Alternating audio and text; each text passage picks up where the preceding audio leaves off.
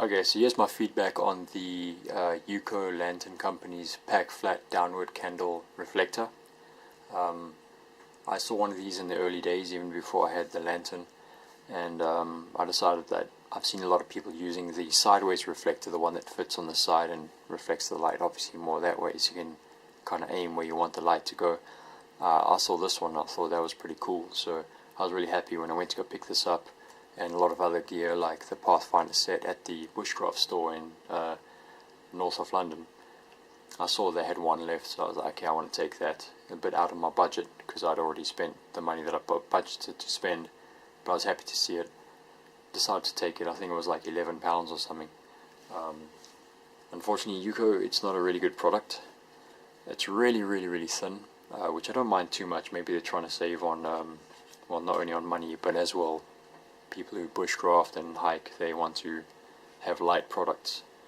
But basically the main issue is these little rivet type things, I don't know really what to call them, these studs which help to slot the reflector together.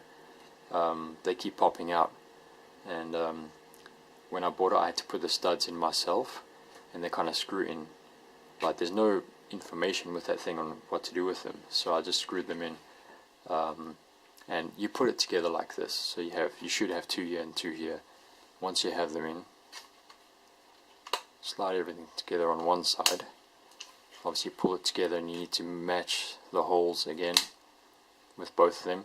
Now one of them's missing because obviously it popped out when I was out in a woodland somewhere, and both of them popped out. It took me like 10 minutes just to find this one, so I was really annoyed about that.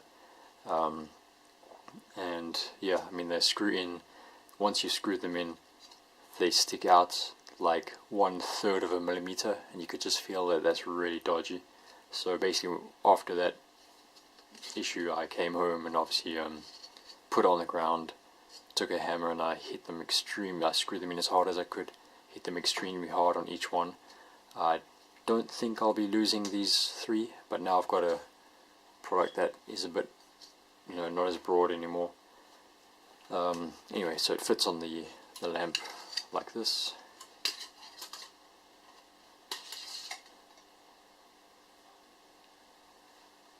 And obviously it's meant to reflect light down as well as kind of keep the heat inside your tent a bit longer, which was more ideal for me because I use the Polish palatka tent, the TP poncho tent, which people wrongly call the lavu.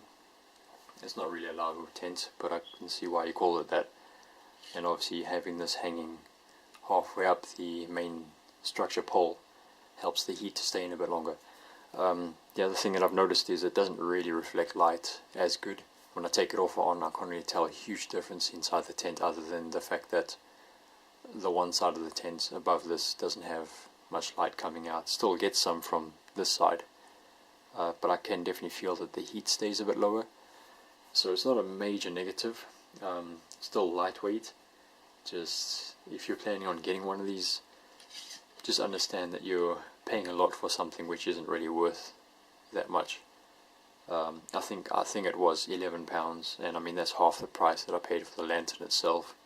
So it's kind of like, okay, two little flimsy pieces of metal with four little brass studs which will fall off all the time. Yeah, it's a bit of a piss take in terms of how much I've spent. Telling me that this is $6.99, I wouldn't be complaining right now. So yeah, that's my review on that.